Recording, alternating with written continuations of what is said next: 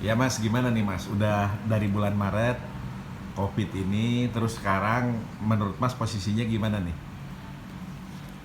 Posisinya susah juga ya kalau ditanya posisi. Ah, Tapi saya ingat awal COVID, hmm, begitu diumumin sama pemerintah secara resmi mhm, di sekitar bulan Maret ya, sebelum, mhm. iya kan, Iya benar. bulan Maret. Ya pemerintah sih udah upayanya, udah kerja keras ya. Mhm, Nggak bisa mengabaikan itu, cuman mhm, tapi ingat pada saat itu cuaca tuh cerah hmm, DKI. mhm, Saya tinggal di Jakarta ya DKI aja yang paling gampang. Kalau dia sumpek jadi nggak iya, sumpek. mhm, Ya, ada teman saya sengaja eh, sengaja memotret awan iya, di sekitar Tamrin, Mhm. saya kayak gitu-gitulah. Yang macet-macet itulah, daerah macet itu bersih. hmm. Saya nggak ngerti hari ini. Oke, nah, tapi Mas kan barusan cerita keliling-keliling di awal COVID ya. Mm. Saya ingat benar ketika Mas bilang, Gus, kalau kita terus di rumah aja begini ikutan ketakutan malahan mati kita, Gus. Kita harus nyelamatin negara nih. Semangat kita cari akal. Ayo keluar rumah lagi. Walaupun hati-hati itu gimana tuh Mas? Sekarang kan nih ternyata orang udah pada keluar rumah lagi, udah pada berani. Waktu itu kan ketakutan gimana tuh Mas? Yang paling bahagia tentunya mungkin loh ya, bukan tentunya. Mungkin bank yang punya produk e-money. Mhm. Karena nggak semua bank punya produk namanya e-money. Oke. Kenapa kayak begitu? Sepengetahuan saya, yang namanya e-money itu nggak boleh ngisinya kurang dari 50.000 perak, Oke. ya. Oke, Mas. Terus? Iya kan? Iya. Kurang dari 50.000 perak nggak boleh, Oke, nggak boleh. nggak boleh. Jalan tol dibayar pakai e-money, iya kan? Iya. 50.000 perak minimal loh. Iya. Bayar parkir pakai e-money Iya. 50.000 perak, Iya. ya. Kurang dari itu nggak bisa Oke. ngisinya, Oke. nambah. Nah, di sini uang tidur tuh banyak. Oh. Jadi harusnya uang tidur itu kita bikin semangatin supaya ketika sama dengan awal COVID ini pada bangun. Pada bang. Uang tidur itu iya benar. Gimana tuh Mas ininya Mas? Nah, yang bahaya mengenai uang tidur ini tentang perampasan tanah. Oh. Ya? Iya. Yang dirampas, Mhm. yang dirampas nggak bisa tidur, Mhm. yang rampas Iya. bangun terus. Oh, nggak bisa tidur, ketakutan dia ya? Nggak, bukan ketakutan, ngerampas aja. Oh, iya karena kena tulah udah merampas gitu, dia pengen terus merampas kemana-mana jadinya. Nah, sebab mereka lah penikmat itu tadi, imani tadi. Oh, iya. Penikmat imani itu ya mereka. Putus hubungan antara misalnya daerah-daerah yang sekitar jalan tol, tumbuh tuh perusahaan real estate baru, ya kan? Yang gede-gede itu tumbuh, ya kan? Iya. Jadi kayak ini ya, kayak jelangkung tuh gimana sih jelangkung? Bergerak nggak jelas tapi dipercaya gitu ya. Datang tidak diundang, pulang gimana tuh? Oh, datang tidak diundang, pulang. Tidak diantar. Iya, jadi bener dia ngerampas tanah. Heeh. Terus kemudian juga yang dirampas nggak tahu, tiba-tiba jadi bangunan-bangunan, kemudian dia kreditin ke orang lain, dia udah pergi, nanti yang punya masalah yang punya tanah sama yang beli ya. Iya. Persis kayak jelangkung ya. Dia persis kayak Oh, jelangkung. benar-benar luar biasa ini. Nah, kalau dilihat dari situasi sekarang, menurut Mas Bagus nih gimana? Harus cepat diselesaikan apa mau diulur-ulur terus begini nih Nggak kelihatannya? bisa. Ini harus selesai, dia harus segera diselesaikan. Harus diselesaikan. Karena ada yang bilang juga kalau di situasi sulit begini ketidakadilan terus dibiarin berputar-putar gitu kan. Kemarin di Yahukimo juga ada yang mati lagi gitu kan. Terus kita juga prihatin Kejaksaan Agung kebakar gitu kan. Artinya situasi prihatin itu nyata, tapi apakah ini ditangkap oleh mata batin para pemangku kekuasaan ya? Itu seperti apa saya nggak paham. Tapi kalau menurut Mas keadilan itu mesti segera ditegakin ya. Oh iya. Iya. Ada indikasi nggak Mas tanda-tanda di mana tekanan-tekanan ini sebenarnya makin keras untuk mewujudkan keadilan lebih efisien atau perubahan perilaku pada para pemangku kekuasaan, Mas? Gimana? Ya iyalah, harus susah ya. Yang kasihan itu masyarakat kecil ya. Kalau soal ngerampas, lepas dari tadi kan, gara-gara contohnya Imani tadi lah. Iya. Nggak ngerti. Saya ambil contoh lah. Supir Gokar, supir Gojek, supir Gojek lagi, supir Grab, Iya. ya. Itu kalau telat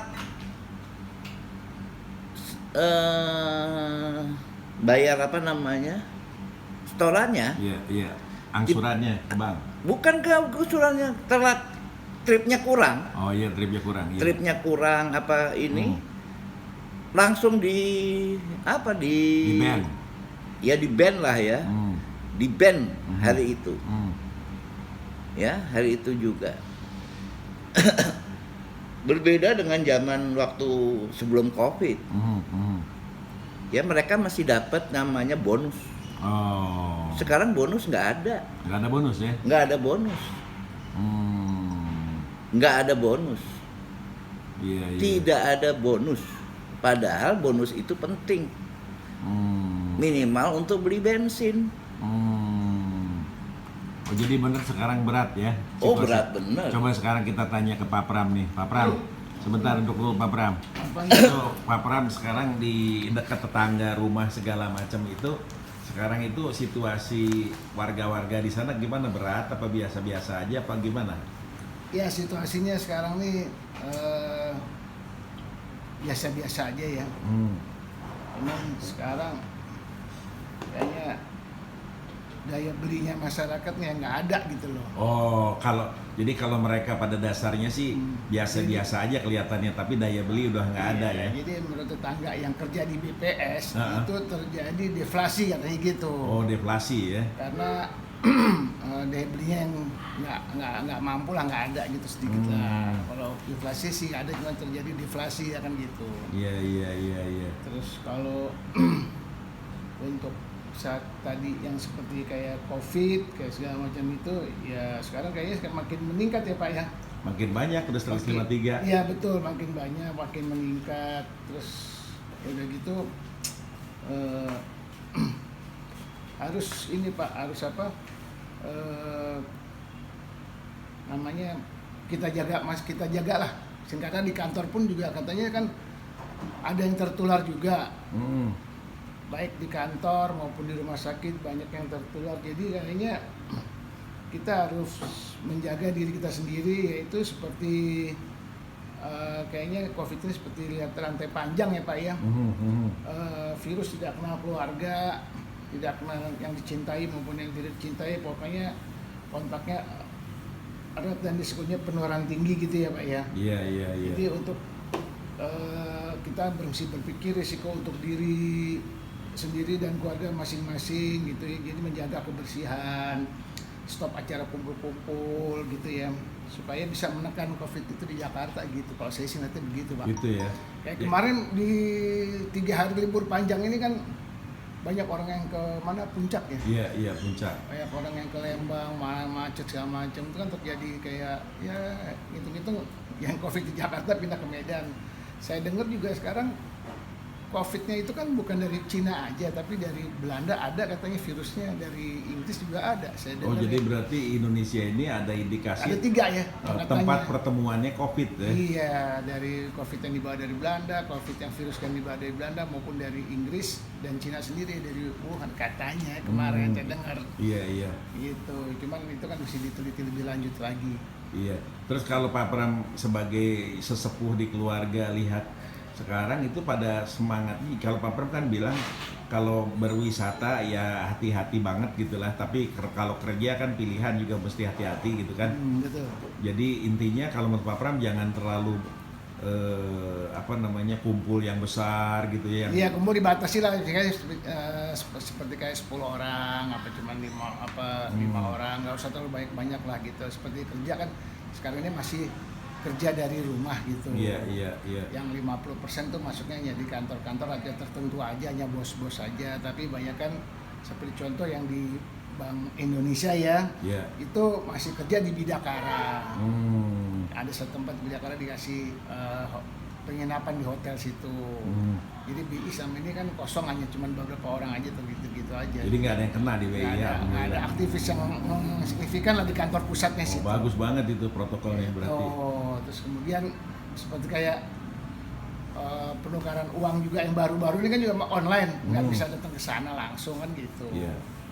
Jadi udah emang diterap Protokol yang ketat ya. ketat ya gitu maksudnya. Kalau Pak Pram kan sering bantuin korban perampasan tanah juga nih, sekarang keliling-keliling ke beberapa kementerian. Kalau pengalaman Pak Pram itu orang-orang itu pada ada apa gimana atau banyak? Saya sedih Pak, karena korban ini 30 tahun itu nggak ada kejelasannya apa yang mau diurusan ini kan gitu. Baik itu peristiwa lampau ya, artinya korban dosa masa lampau zaman Orba ya. Tapi kelihatannya kok sedih gitu loh, saya itu ngeliatnya kan udah hanya mondar-mandir kesana kemari, cuman kok pejabat-pejabat di pemerintahan itu nggak ada tanggapnya sama sekali gitu loh. Biasanya sih yang pengalaman kita ngeliat sih Pak, biasanya pejabat yang sudah pensiun, aparat polisi kayak mau apa, banyak kan sih kayaknya polisi sih ya. Cuman biasanya banyak kan jadi komisaris, komisaris utama satu BUMN kan gitu, nggak ada kemungkinan. Tapi kalau ditanya kan nggak mungkin, ini lo bisa aja bisa begini kan kita tahu. Iya. Siapa di situ gitu. Ya, jadi kan? Harusnya orang-orang itu mendukung supaya perampasan tanah ini selesai ya. Selesai kayak di Dirjen BPN itu kan banyak polisinya, tapi nggak mungkin objektif. Nggak mungkin, pasti kita ngebela ini kan gitu. Buat apa naruh polisi di situ? Iya. Kalau nggak selesai. Nggak selesai itu gitu, satu dirjen kelamaan 20 tahun nongkrong di situ. Iya. Sebetulnya harusnya seperti kita ambil zamannya Pak Harto tuh bagus lah kan gitu. Adanya di fungsi ABRI itu kan juga mestinya bagus gitu kan ya, daripada kita taruh polisi. Dengan dui fungsi ABRI ketahuan. Iya. Ya kan. Ya seperti ganti menteri, ganti eselon 1 kan begitu zaman presiden dulu. Iya. Semua ganti. Sekarang enggak 20 tahun nongkrong di Dirjen Sengketa, ngapain? Oh, berarti kalau dulu tuh walaupun bagaimana itu terlebih terstruktur ya. Iya. Semua. Sekarang tuh kayak gerombolan gitu. Ya bener, 20 tahun nongkrong di situ, ayo nggak sampai dia pensiun. Nggak tahu kemana. Mendingan kita ngambil orang-orang tentara yang pensiun, kita masuk ke taruh di situ kan aman. Nah, ini menarik nih yang Pak Pram sampaikan, Mas Bagus. Mas Bagus kan sebagai salah seorang yang dulu di proses reformasi itu bercita-cita dan mendorong, menyemangati supaya negeri lebih baik nih Mas Bagus. Kalau dengar dari Pak Pram malahan tercipta klaster-klaster yang di beberapa tempat itu justru menghambat proses perubahan. Gimana tuh Mas? Ya, ini almarhum Mas Haryadi selalu bilang sama saya, sistem nilai aktor. Reformasi berbelok arah, katanya senior bukan. Nah, di sini artinya sistem. Sistemnya berbelok ke arah yang lebih jelek, ya, terutama setelah amandemen undang-undang, ya, banyaknya lembaga-lembaga baru terlalu banyak, terus nilai-nilai juga sama, ya, nilai-nilainya nggak seperti apa yang dicita-citakan, ya. Nah, akan tetapi kalau aktornya tegas, aktornya baik, ya nggak apa-apa. Oh. Tergantung sama aktornya. Oh, sekarang ini ya. Ya tergantung, dan aktornya itu ya elit lah. Elit lah, ya. Kita cuma disuguhi, kalau dulu itu televisi